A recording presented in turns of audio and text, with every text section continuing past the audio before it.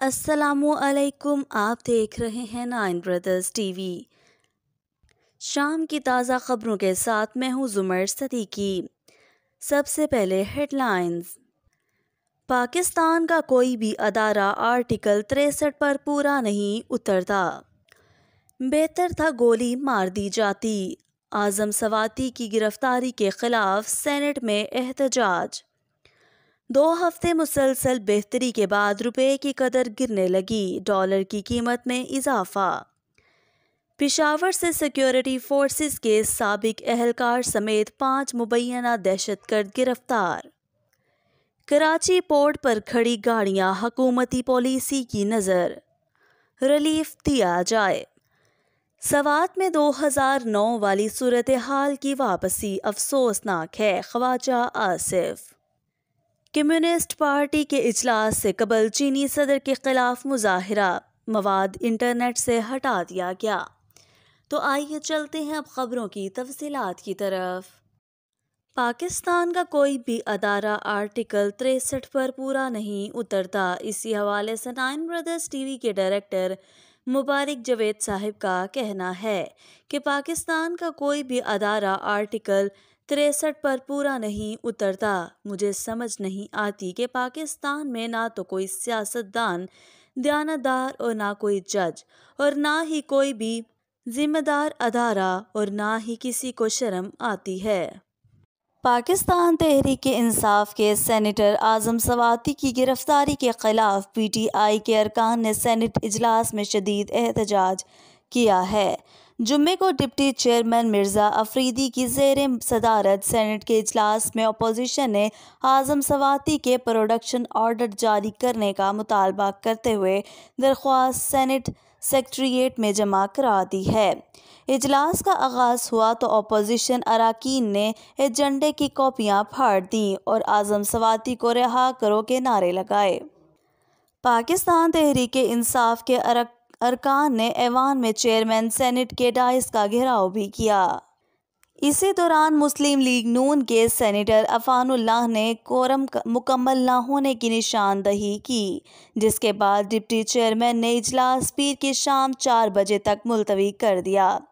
اجلاس ختم ہونے کے بعد قائد حزب اختلاف ڈاکٹر شہزاد وسیم اور پی ٹی آئی کے سینیٹرز نے پارلیمانی راہداریوں میں احتجاج کرتے اور نعرے لگاتے ہوئے ڈپٹی چیئرمین مرزا افریدی کے چیمبر پہنچے اور اعظم سواتی کے پروڈکشن آرڈر جاری کرنے کا مطالبہ کیا۔ پی ٹی آئی کے سینیٹر اعجاز چودھری نے ڈپٹی چیئرمین کو بتایا کہ اعظم سواتی نے پیغام بھیجا ہے کہ جو ان کے ساتھ ہوا بہتر ہے انہیں گولی مار دی جاتی۔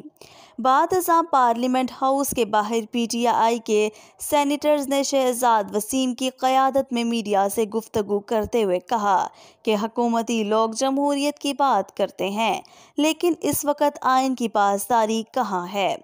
پی ٹی آئی سینیٹرز نے حکومتی رکن کی جانب سے کورم کی نشاندہی کا حوالہ دیتے ہوئے کہا کہ حکومت نے پارلیمان سے تو راہ فرار اختیار کی ہے، لیکن کب تک ایسا کرتی رہے گی؟ ہم سوال کرتے ہیں گے اور حکومت کو اس کا جواب دینا ہوگا۔ پاکستانی روپے کی قدر میں ایک مرتبہ پھر گراوٹ کا رجحان بڑھنے لگا ہے۔ ڈالر کے مقابلے میں روپے کی قدر میں 2 ہفتے مسلسل بہتری دیکھنے میں آئی تھی، جو کاروباری ہفتے کے اختتام پر ایک مرتبہ پھر کم ہو گئی ہے۔ جمعے کے روز کاروبار کے آغاز میں اوپن مارکیٹ اور انٹر بینک مارکیٹ دونوں میں ڈالر مستحکم ہوتا نظر آیا ہے۔ معاشی ماہرین کا کہنا ہے کہ عالمی سطح پر تیل کی قیمتوں میں اضافے اور ڈالر کی بیرون ملک سمگلنگ کی وجہ سے روپے پر دباؤ آیا ہے۔ فوریکس ڈیلرز کے مطابق پاکستان میں جمعے کے روز ابتدائی کاروباری اوقات میں انٹر بینک میں ایک امریکی ڈالر کی قیمت 218 روپے 40 پیسے سے بڑھ کر 218 روپے 48 پیسے ہو گئی۔ اوپن مارکیٹ میں ڈالر 222 روپے 80 پیسے میں خریدا جا رہا ہے اور 225 روپے میں فروخت کیا جا رہا ہے۔ General secretary exchange commissions of Pakistan Zafar Paracha کا کہنا ہے کہ وفاقی وزیر خزانہ اسحاق ڈار کی امریکہ میں بین الاقوامی مالیاتی فنڈ IMF کے ڈپٹی مینیجنگ ڈائریکٹر سے ملاقات کے بعد مثبت پیغام ضرور ملا ہے، لیکن اس کے باوجود گزشتہ روز سے روپے میں دباؤ دیکھا گیا ہے۔ 2 ہفتے روپے کی قدر میں بہتری کے بعد ایک بار پھر روپے کی گراوٹ کا سلسلہ شروع ہوا ہے۔ اس کی اہم وجہ عالمی سطح پر تیل کی قیمتوں میں اضافہ ہے۔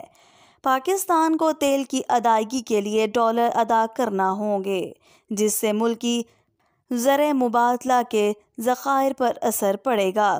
انہوں نے کہا کہ اس کے علاوہ ملک سے ڈالر کی غیر قانونی طریقے سے باہر منتقلی بھی ایک بڑا مسئلہ ہے۔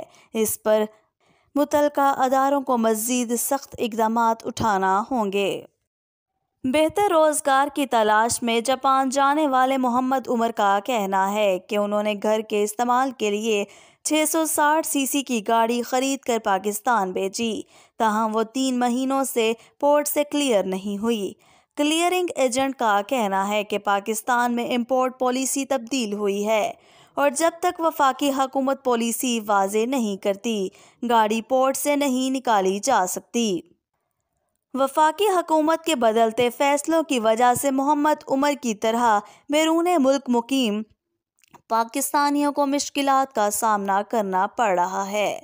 پاکستان میں اپنے رشتہ داروں کو گاڑی بھیجنے والے محمد عمر اور ان جیسے سینکڑوں اوورسیز پاکستانی وفاقی حکومت کی توجہ کے منتظر ہیں۔ سابق مشیر خزانہ مفتاح اسماعیل کے دور میں لگژری آئٹمز کی درآمد پر پابندی عائد کی گئی تھی، جس کے بعد سے اب تک 700 سے زائد گاڑیاں کراچی کی بندرگاہ پر موجود ہیں اور ہر گزرتے دن کے ساتھ ان گاڑیوں کی پورٹ پر کھڑے رہنے کی مد سے ڈیمریج بڑھتا جا رہا ہے۔ کراچی بندرگاہ وہیکل سیکشن کے ایک سینئر آفیسر نے نام نہ ظاہر کرنے کی شرط پر اردو نیوز کو بتایا کہ تقریباً 785 گاڑیاں اس وقت پورٹ پر موجود ہیں۔ رواں سال 19 مئی کو وفاقی حکومت کی جانب سے لگژری آئٹمز کی درآمد پر پابندی لگائی گئی تھی۔ انہوں نے بتایا کہ گاڑیاں حال ہی میں جس جہاز کے ذریعے پاکستان پہنچتی ہیں، وہ جہاز 24 جولائی کو کراچی کی بندرگاہ پر لنگر انداز ہوا تھا، جبکہ شیڈول کے مطابق اس جہاز کو 28 جون کو آنا تھا، لیکن موسم کی خرابی کی وجہ سے اس جہاز کے پہنچنے میں تاخیر ہوئی۔ وہیکل آفیسر کا مزید کہنا تھا کہ پورٹ پر کھڑی گاڑیوں کے کلیئر ہونے کے حوالے سے ابھی کچھ بھی کہنا قابل از وقت ہے۔ یہ معاملہ وفاقی کابینہ کے سپرد ہے۔ انہوں نے فیصلہ کرنا ہے کہ سرچارج اور RD دونوں وصول کرنا ہے یا پھر کسی ایک میں چھوٹ دینی ہے۔ ہمارے پاس جو بھی آرڈرز آئیں گے ہم اس کے تحت گاڑیوں کو کلیئر کریں گے۔ Karachi port vehicle section officer نے گاڑیوں کے پورٹ پر رہنے کے حوالے سے سوال کے جواب میں بتایا کہ ایک اندازے کے مطابق ایک گاڑی کا پورٹ پر کھڑے رہنے کا ڈیمریج ایک ہفتے کا 15 سے 20 ہزار ہے۔ اب یہ گاڑیاں تقریباً 3 مہینے سے یہاں موجود ہیں، تو اندازہ لگائیں ڈیمریج کی مد میں کتنی ادائیگی کرنی ہوگی۔ کراچی بندرگاہ وہیکل آفیسر کے مطابق رپورٹ پر کہا گیا کہ پورٹ پر کھڑی گاڑیوں کے کلیئر ہونے کے حوالے سے ابھی کچھ بھی کہنا قبل از وقت ہے۔ پشاور پولیس نے بدھ کی شب پولیس چوکی پر حملہ آور ہونے والے مبینہ دہشت گردوں کو گرفتار کر لیا ہے، جن کے قبضے سے اسلحہ اور ہینڈ گرنیڈ برآمد ہوئے۔ جمعرات کو SSP آپریشن پشاور کاشف آفتاب عباسی نے پریس کانفرنس میں بتایا کہ گزشتہ روز پشاور میں پولیس چوکی پر حملہ کیا گیا تھا، مگر پولیس نے نہ صرف دہشت گردوں کا حملہ پسپا کیا بلکہ تعاقب کر کے 5 دہشت گردوں کو گرفتار بھی کر لیا۔ ایس ایس پی آپریشن کے مطابق دہشت گردوں کا ایک ساتھی سابق سیکیورٹی اہلکار ہے جن کے 2 بیٹے بھی دہشت گردی میں ملوث ہیں۔ ان کو بھی گرفتار کر لیا گیا ہے۔ ان کا کہنا تھا کہ اس حوالے سے مزید تفتیش جاری ہے اور اہم انکشافات متوقع ہیں۔ ایس ایس پی کے مطابق دہشت گردوں نے ابتدائی تفتیش میں پولیس پر متعدد حملوں کا اعتراف کیا ہے۔ کاشف عباسی نے کہا کہ مبینہ دہشت گردوں نے پولیس پر بڑے حملے کا منصوبہ بنایا تھا جس کے لیے جدید اور بھاری ہتھیار جمع کیے گئے تھے۔ ملزمان نے 25 ہینڈ گرنیڈ، کلاشنکوف پستول، تیز دھار آلہ سمیت سیکیورٹی فورسز کے یونیفارم بھی برآمد کیے گئے۔ S S P operation Kashif Aftab Abbasi نے میڈیا کو مزید بتایا کہ ملزمان کا تعلق کالا دم تنظیم سے ہے، تاہم مزید تفتیش ابھی جاری ہے۔ وزیر دفاع خواجہ آصف نے کہا ہے کہ یہ افسوسناک ہے کہ سوات اور شمالی علاقہ جات کی صورتحال 2009 اور 2011 والی سطح پر آ گئی ہے، تاہم ابھی تک علاقے میں فوجی آپریشن کا کوئی فیصلہ نہیں کیا گیا۔ جمعے کو اسلام آباد میں عرب نیوز کی دوسری سالانہ ورکشاپ سے خطاب کرتے ہوئے وفاقی وزیر کا کہنا تھا کہ سوات کی صورتحال کی بنیادی ذمہ دار پی ٹی آئی کی صوبائی حکومت ہے، جس کو بروقت اس صورتحال کا نوٹس لینا چاہیے تھا۔ وزیر دفاع کا کہنا تھا کہ ابھی علاقے میں فوجی آپریشن کا فیصلہ نہیں ہوا، تاہم اگر ضرورت پڑی تو وفاقی حکومت اس صورتحال کی بہتری کے لیے ہر طرح کا ایکشن لے گی۔ ان کا کہنا تھا کہ یہ امر انتہائی خوش آئندہ ہے کہ سوات میں امن کے لیے لوگ خود سڑکوں پر نکلے ہیں، جس سے ظاہر ہوتا ہے کہ وہ امن چاہتے ہیں۔ خواجہ آصف نے پاکستان اور سعودی عرب کے درمیان تاریخی دوستانہ تعلقات کا ذکر کرتے ہوئے کہا کہ ہمیں سعودی ولی عہد اور وزیر اعظم شہزادہ محمد بن سلمان کے دورے کا شدت سے انتظار ہے۔ ان کے مطابق سعودی عرب نے ہمیشہ مشکل وقت میں پاکستان کا ساتھ دیا ہے۔ پاکستان اور انڈیا کے درمیان تجارتی تعلقات کی بحالی کے حوالے سے ان کا کہنا تھا کہ انہیں کشمیر اور انڈیا کے دوسرے حصوں میں مسلمانوں کے ساتھ ہونے والے ظلم پر شدید تشویش ہے اور انڈیا کی حکومت گجرات اور ہزاروں مسلمانوں کے قتل کو معاف کر رہی ہے۔ انہوں نے اسرائیل کے فلسطین پر مظالم کا بھی ذکر کیا اور کہا کہ پاکستان کا کوئی سرکاری وفد اسرائیل نہیں گیا۔ جب ان سے پوچھا گیا کہ کچھ پاکستانی صحافی اسرائیل کے دورے پر گئے ہیں، کیا وہ پاکستان کے لیے خطرے کی علامت ہے، تو ان کا کہنا تھا کہ وہ اسے خطرے تو نہیں سمجھتے، لیکن پاکستان کی اسرائیل کے حوالے سے پالیسی سے انحراف ہے۔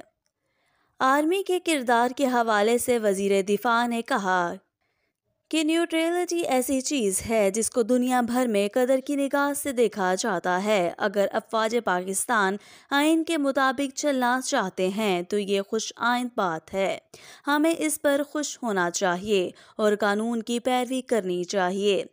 جب وزیر دفاع سے پوچھا گیا کہ وہ نئے آرمی چیف سے کیا توقع رکھتے ہیں، تو ان کا کہنا تھا کہ انہیں امید ہے کہ مسلح افواج قانون کے مطابق کردار ادا کریں گے اور آئین پر عمل درآمد کریں گے اور اپنے آپ کو آئین میں متعین کردہ کردار تک محدود رکھیں گے۔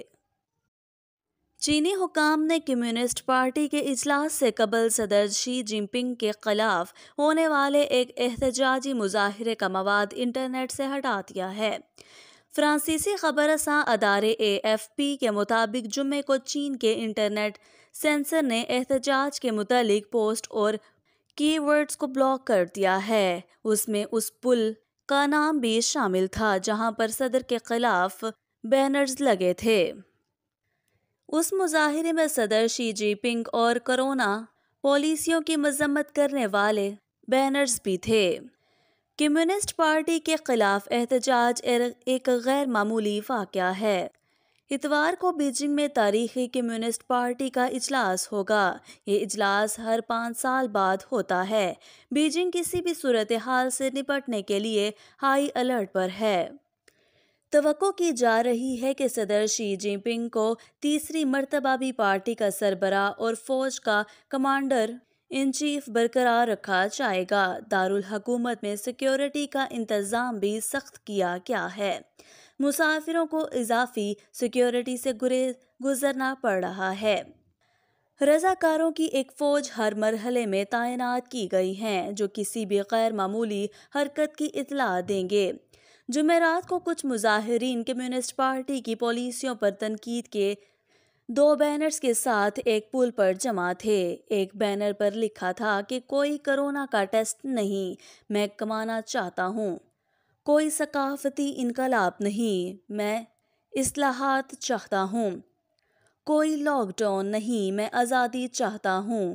کوئی حکمران نہیں، میں ووٹ دینا چاہتا ہوں۔ کوئی جھوٹ نہیں، مجھے عزت چاہیے، میں غلام نہیں بنوں گا، میں ایک شہری بننا چاہتا ہوں۔ دوسرے بینرز پر غدار امر شی جن پنگ کو ہٹانے کا مطالبہ درج تھا۔ ویڈیوز میں دیکھا جا سکتا ہے کہ ستونگ برج پر دھواں اٹھ رہا تھا۔ پولیس بینرز ہٹانے کی کوشش کر رہی تھی۔ جب اے ایف پی کے صحافی پہنچے تو وہاں پر نہ بینرز اور نہ ہی اس کا تحریر کرنے والا موجود تھا۔ بیجنگ میں عوامی احتجاج بہت کم ہوتا ہے اور وہ افراد جو دارالحکومت کی سخت سیکیورٹی انتظامات کی خلاف ورزی کرتے ہیں ان کو سخت سزا کا سامنا کرنا پڑتا ہے۔ آج کے لیے بس اتنا ہی۔ کل ملیں گے نئی خبروں کے ساتھ، تب تک کے لیے اللہ حافظ۔ السلام علیکم ناظرین، پروگرام ہے آج مبارک کے ساتھ۔ آج جو حالات پاکستان کے آپ دیکھ رہے ہیں، عوام کس تکلیف سے گزر رہی ہے، اور یہاں پہ یہ بھی معاملات ابھی تک چل رہے ہیں کہ نواز شریف کا والد بہت امیر تھا، شہباز کا غریب تھا، مریم کا دادا امیر تھا اور نواز شریف کا دادا ہار بیچتا تھا، پتہ نہیں کیا کیا قصے کہانیاں چل رہی ہیں۔ تو آج ساؤتھ افریقہ سے ایک محترم ہے، پہلے بھی پروگرام کیے ہمارے ساتھ، بڑے کامیاب رہے، تو میں نے کہا ان سے بھی پوچھتے ہیں، ان کا تعلق بھی ویسے لاہور سے ہے۔ تو السلام علیکم۔ وعلیکم السلام۔ ہاں جی، میں نے کہا کوئی آپ کو کہانی کی سمجھ آتی کہ میرا دادا غریب تھا، میرا امیر تھا، ہم بہت کہانی کی سمجھ کیا نہیں ہے، پاکستان کو مذاق بنا ڈالا ہے انہوں نے۔ ہنسی بھی آتی ہے، رونا بھی آتا ہے، دکھ بھی ہوتا ہے، تکلیف بھی ہوتی ہے جب ہم اپنے ملک کا کمپیریزن دوسرے ایسے ملکوں سے کرتے ہیں جنہوں نے ہم سے بعد میں اور ہم سے چھین کے آزادی دی۔ وہ کہاں پہ ہے اور ہم کہاں پہ ہیں؟ بس آپ کچھ بھی نہ پوچھے پاکستان کی سیاست کا کیا حال ہے۔ جو پاکستان کے جنہوں نے 30 سال حکومت کی، ان کے گھر اوورسیز، ان کی رہائش اوورسیز، ان کا کھانا پینا اوورسیز، ان کی تعلیم، ان کے بچوں کی تعلیم، ایجوکیشن سب امریکہ اور انگلینڈ میں، ان کا علاج امریکہ اور انگلینڈ میں، لیکن ان کا قبرستان پاکستان میں، اور ان کے جو حکومت کرنی ہے، جو بادشاہت کا ان کے ذہن میں ایک تصور ہے، وہ پاکستان میں ان کا تصور یہ کہ پاکستان سے پیسہ لوٹ کے دوسرے ملک میں لے جانا اور وہاں پہ جا کے عیاشیاں کرنی ہیں۔ پاکستان کی عوام ٹیکس دے دے کے مر جاتی ہے اور پاکستان کے اداروں سے ان میں 1% بھی انصاف کی امید نہیں۔ پاکستان کے اداروں کے جتنے بھی جو بھی اداروں میں بیٹھے ہوئے ہیں، وہ عدلیہ ہو، وہ پولیس ہو، FIA ہو، FBI ہو، کوئی بھی پاکستان کا ادارہ، نیب کا ادارہ، ان کی تنخواہیں کہاں سے جاتی ہیں؟ پاکستان کے عوام کے ٹیکسوں کے پیسوں سے جاتی ہیں، اور پاکستانی عوام جتنے خون پسینے کی کمائی سے اپنے ٹیکس ادا کرتی ہے یہ ان کو ہی پتہ ہے، لیکن 1% بھی ان کو ریلیف نہیں ملتا۔ ریلیف کن کو ملتا ہے؟ جو حکومت میں بیٹھے ہوئے ہیں۔ یہ اس سے زیادہ شرمناک بات اور کیا ہے ہمارے لیے؟ ہم تو باہر دوسرے ملک میں جا کے کسی کو منہ دکھانے کے قابل ہی نہیں رہے۔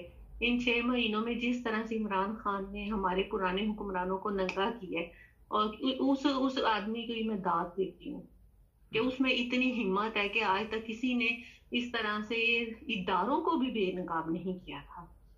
پولیٹکس جو ہے، پولیٹیشین جو ہیں وہ تو ایک دوسرے کے خلاف باتیں کرتے ہی تھے، لیکن اس نے جو اداروں کو ہمارے سامنے لا کے کھڑا کر دیا ہے کہ ان کا اصلی چہرہ اور مکروہ چہرہ یہ ہے، پہچان لو ان کو، تو وہاں پہ پیچھے کیا رہ جاتا ہے؟ ہمت ہے اس مرد کی جس کو اپنی زندگی کی بھی پرواہ نہیں ہے، تو ہم اس کے ساتھ پھر کیسے کھڑے نہ ہوں؟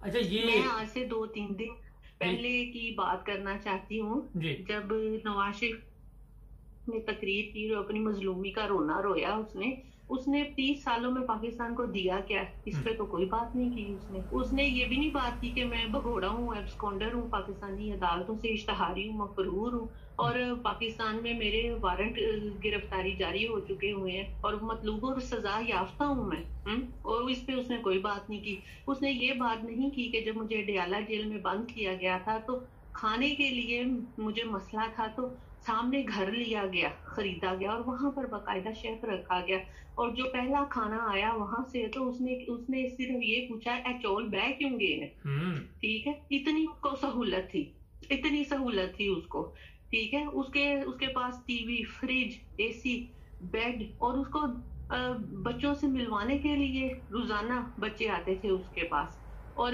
اتنے تو پاکستانی ٹیم گول نہیں کرتی اور اتنی پاکستانی کرکٹ ٹیم رنز نہیں کرتی جتنے اس نے ڈیالہ جیل میں رہ کے ملاقاتیں کی، 23,000 ملاقاتیں کی جو کہ رجسٹر ہے، اور جو رجسٹر نہیں ہے ان کا تو پتہ ہی نہیں ہے، ٹھیک ہے۔ دوسری بات میں یہ کہنا چاہتی ہوں کہ وہ ایٹم بم چلانے کا جو کریڈٹ اپنے سر پہ لے رہا ہے، گنجے کے سر پہ مارے کوئی جوتی ہیں 1000 اور ایک گنے کہ یہ تو ایٹم بم چلانے کے حق میں ہی نہیں تھا، ٹھیک ہے۔ یہ تو نوائے وقت کا مجید نظامی، اللہ اس کا بھلا کرے، اس نے کہا شریف صاحب اگر آپ نے ایٹم بم نہ چلایا اور اجازت نہ دی یا پیچھے نہ کھڑے ہوئے یہاں پہ آ کے تو عوام آپ کا ایٹم بم چلا دے گی، ٹھیک ہے۔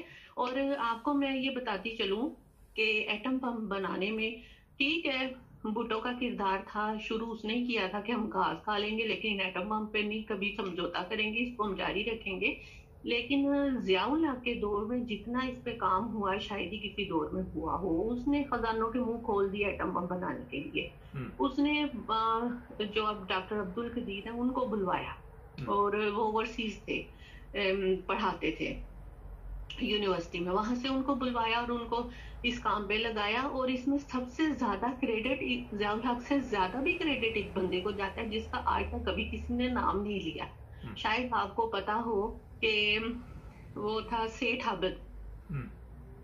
اگر سیٹھ عابد فرانس سے سمگل کر کے یورینیم نہ لے کے آتا سمندری راستے سے تو آج ہم ایٹم بم کے مالک نہ ہوتے، پاکستانی واحد اسلامی ایٹم بم، ایٹمی پاور نہ ہوتا۔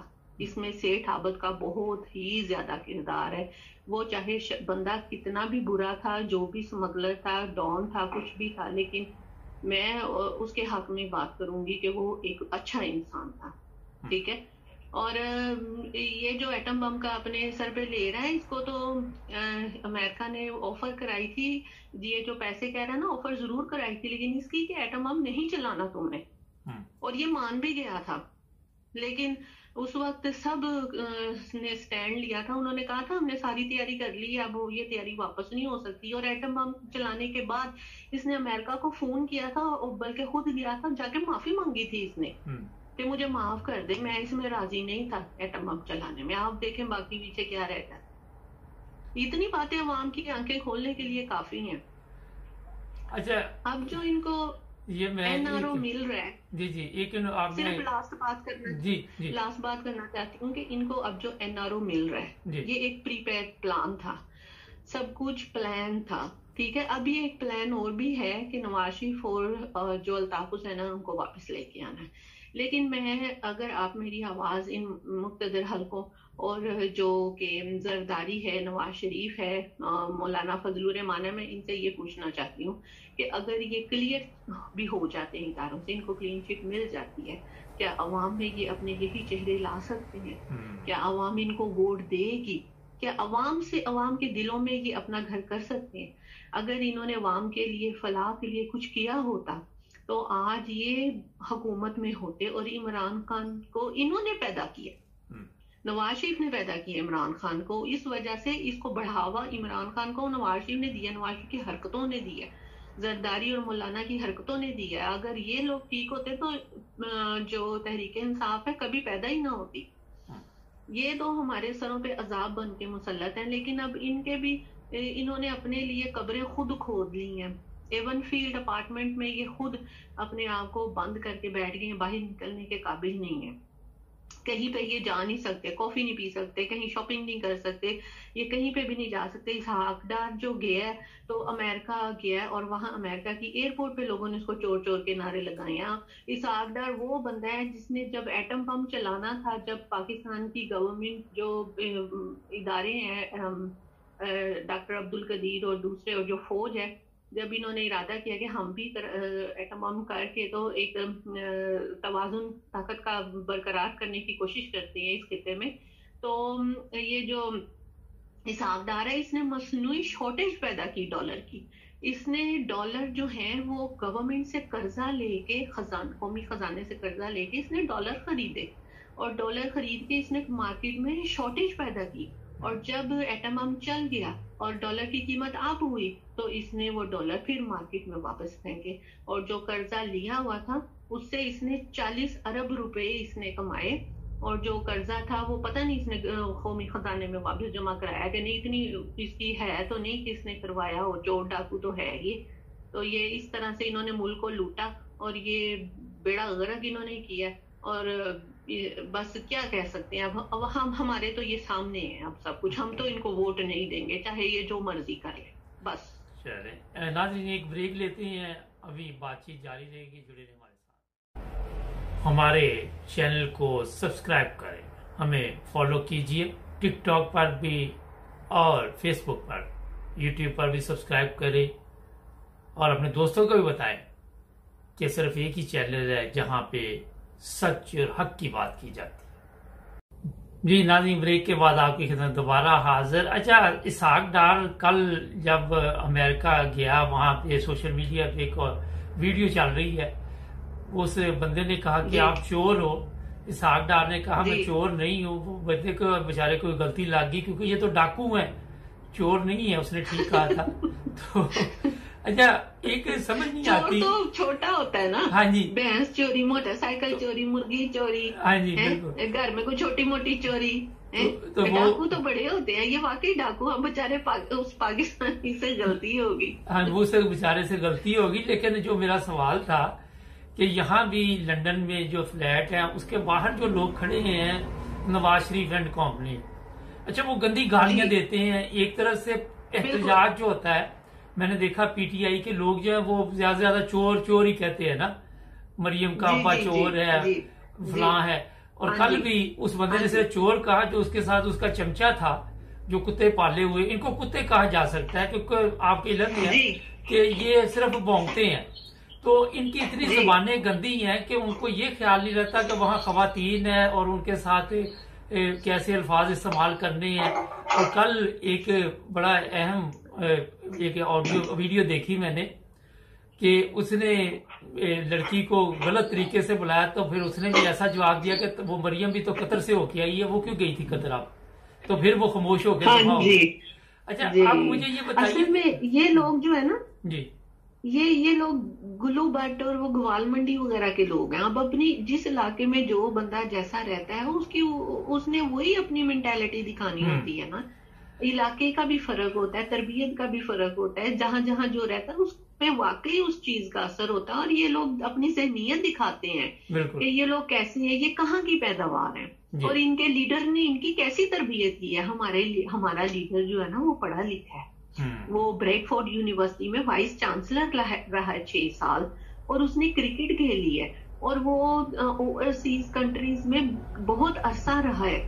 اس کی تربیت ہی نہیں ہے ایسی کہ وہ کسی کو اس طرح سے گالی گلوچ کرے.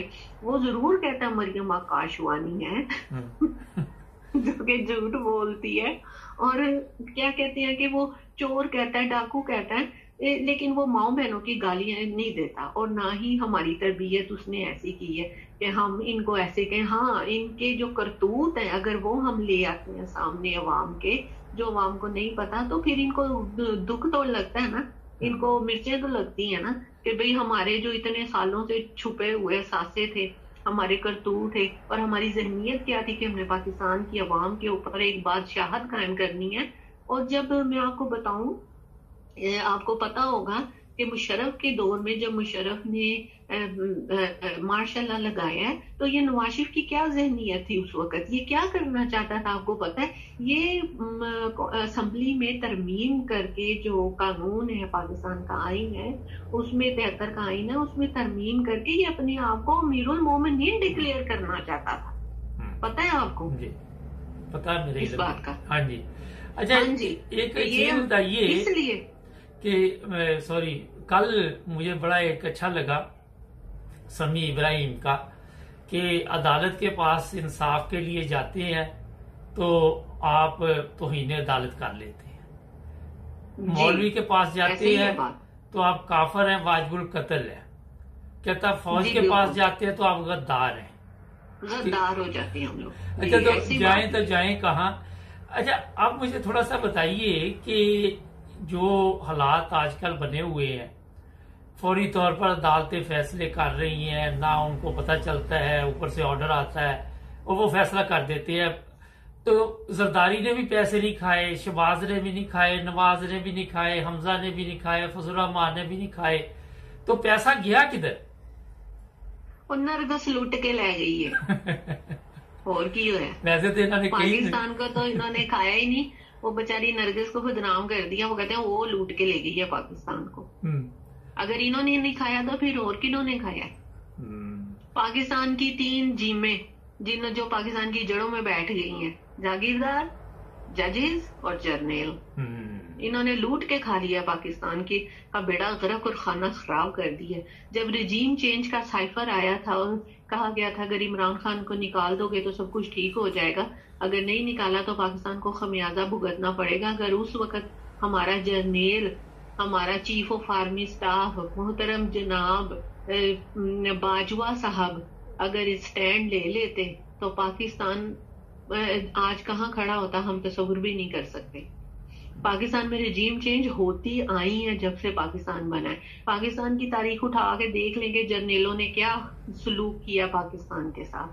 سکندر مرزا سب سے پہلا غدار تھا. اچھا یہ 1 منٹ ٹھہر جا ذرا. پاکستان کا سب سے پہلا غدار جو ہے وہ سکندر مرزا تھا، اس کے بعد ایوب خان، اس کے بعد پھر یحییٰ. کیا کیا انہوں نے؟ پاکستان کو 2 لخت کر دیا انہوں نے. اور میں کہتی ہوں کہ بنگلہ دیشی بہت خوش قسمت ہیں جنہوں نے اپنی علیحدہ حکومت قائم کر لی. آج وہ کہاں کھڑے ہیں اور ہم کہاں کھڑے ہیں آپ تصور کر سکتے ہیں. یہ بالکل آپ نے ٹھیک کہا. جو بنگلہ دیشی ہیں، بنگلہ دیشیوں نے سیلاب جب ہمارے ادھر آیا تو وہاں سے ہمیں امداد آئی ہے. دیکھیں آپ، بنگلہ دیشیوں نے ہمیں امداد دی ہے، ہمارے لیے ڈوب مرنے کا مقام ہے.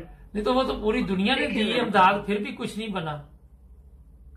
وہ بننا ہی کچھ نہیں، وہ گیا ہی نہیں ان غریبوں کے پاس، وہ امداد گئی ہی نہیں سیلاب زدگان کے پاس. وہاں سے ان کے ویئر ہاؤس جو ہے وہاں سے سامان نکل رہا ہے، ان کے گھروں سے سامان نکل رہا ہے. وہ جو واٹر پروف ٹینٹ ہے وہ نکل رہے ہیں ان کے ویئر ہاؤس جو ہے وہاں سے. جو راشن کے پیکٹ ہیں جو اوورسیز امداد آئی ہے، میں اس کی بات کر رہی ہوں، جو اوورسیز نے بھیجے ہیں راشن کے پیکج اور پیکٹ بنا کے بھیجے ہیں، وہ دوائیں تک وہ کسی کو بھی نہیں ملی.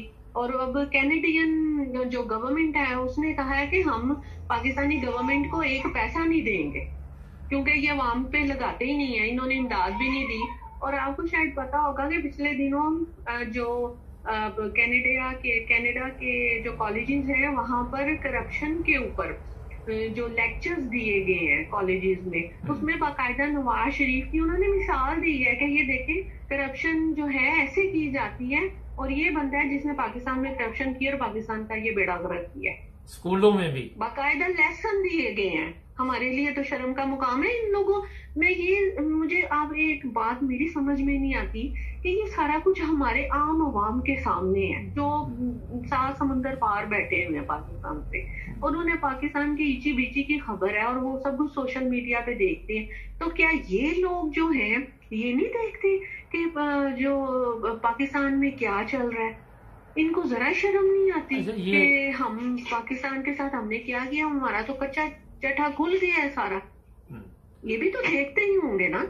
بالکل ان کے لیے تو ڈوب مرنے کا مقام ہے، لیکن ڈوب مرتا وہ ہے جس میں غیرت ہوتی ہے. یہ تو بغیرت ہے.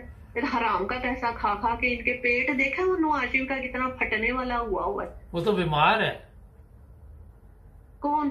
نواز شریف تو بیمار ہے، بیماری کی وجہ سے پیٹ پھول گیا. یہ پیٹ پھٹنا ہے اس کے اندر جتنا. اچھا، آج کل زرداری غائب ہے. زرداری کے پیپڑوں میں پانی پڑ گیا ہے میرا خیال. وہ تو ڈرامہ ہے. اچھا، اس کا تو ڈرامہ ہے. آپ اس کی تو چھوڑے نا بات. اس کو تو ایک بہت بڑا ڈرامہ ہے. اس کی تو کسی بات پہ بھی اعتبار نہیں. وہ تو مر بھی جائے گا نا جب اس کا جنازہ پڑا ہوگا اور بالکل صحیح ہوگا کہ وہ مر گیا، ہم پھر بھی یقین نہیں کریں گے. وہ پھر بھی اٹھ کے بیٹھ جائے گا. وہ اتنا بڑا ڈرامہ ہے. وہ کچھ بھی کر سکتا ہے. چلیں کوئی میسج تو ہمیں کوئی اعتبار نہیں ہے. 10% تھا پھر 50% ہو گیا. جی، کوئی میسج دینا چاہے ہمارے دیکھنے والوں کو مختصر؟ میسج میں یہ دینا چاہتی ہوں کہ عوام جو ہے وہ اب جاگ جائے، کیونکہ اتنا کچھ ہمیں پتہ چل گیا اور ہمیں اپنے لیڈر کا شکریہ ادا کرنا چاہیے کہ اس نے سب کچھ ہمارے سامنے کھول کے رکھ دیا ہے. اور ہمیں جو ہے حق اور سچ کے لیے کھڑے ہونا چاہیے، چاہے وہ کوئی بھی ہو. حق اور سچ کے لیے کھڑے ہونا چاہیے، کیونکہ ہم نے اللہ کو بھی جواب دینا ہے کہ اللہ ہم سے پوچھے گا کہ جب حق اور سچ کی بات ہو رہی تھی تو تم لوگ خاموش کیوں تھے. آپ کو پتا ہوگا کہ ایک بستی جو تھی، جب اس کو حضرت جبرائیل علیہ السلام پلٹانے کے لیے آئے تو وہاں پر ایک بہت ہی نیک بندہ تھا، اور حضرت جبرائیل علیہ السلام نے اللہ تعالیٰ سے کہا کہ یا اللہ، یہ بندہ تو بہت زیادہ نیک ہے، اس نے تو اپنی ساری زندگی میں کبھی گناہ نہیں کیا، تو میں اس کو بھی ساتھ ہی الٹ دوں. تو اللہ پاک نے فرمایا کہ پہلے اس بندے کو الٹاؤ، اس کو تباہ اور برباد کرو. کیونکہ جب برے کام ہو رہے تھے، جب سب کچھ خراب ہو رہا تھا، اللہ اور اس کے رسول کے ورزی ہو رہی تھی، تو یہ خاموش تھا. اس کے چہرے پہ کبھی غصہ نہیں آیا جب لوگوں نے اللہ اور اس کے رسول کے خلاف بات کی. تو اس کو سب سے پہلے اس کو برباد کرو تو باقی لوگوں کو بعد میں کرنا. بہت شکریہ آپ کا. حق اور سچ کے ساتھ کھڑے ہوں اور حق کی بات کریں اور ان لوگوں کو کبھی سپورٹ نہ کریں. اور جب ووٹ ہو تو ووٹ کی طاقت سے، اور ووٹ کی طاقت سے پاکستان کو پھر سے وہاں اس مقام پر لے کر آئیں جہاں پر ہم اس کو دیکھنا چاہتے ہیں. بہت شکریہ آپ کا، آپ نے ٹائم دیا. جی اوکے. ناظرین، یہ خاتون زبردست باتیں، اور یہ حق اور سچ کی آواز اٹھانے کے لیے ہر ایک میں جذبہ نہیں ہے. ہم نے اپنا نمبر دیا ہوا ہے. بہت کم خواتین مرد ہیں جو رابطہ قائم کرتے ہیں. زیادہ سمن بکمن کے جیسے چل رہا ہے وہ چلنے دے. اور جس طرح انہوں نے بتایا کہ آپ بھی اس گناہ میں شامل ہے جب آپ کو پتا ہو رہا ہے کہ غلط کام ہو رہا ہے اور آپ آواز نہیں اٹھاتے. یہ بہت بڑی بات ہے، اور یہی چیز ہے جس کی بربادی آج پاکستان میں آپ کو نظر آ رہی. ہمیں فخر ہے کہ ہمارے چینل پہ اس طرح کی خواتین کال کرتی ہیں جو بہادر بھی ہیں، جو علم بھی رکھتی ہیں، جو شعور بھی رکھتی ہیں. تو اگر آپ بھی پروگرام کرنا چاہیں تو ضرور رابطہ قائم کریں. ہمارے چینل کو سبسکرائب کر رہے. ہمیں آپ ٹک ٹاک پہ بھی دیکھ رہے ہیں اور فیس بک پہ بھی، ٹک ٹاک پہ بھی فالو کریں، فیس بک پہ بھی اور یوٹیوب پہ سبسکرائب کریں.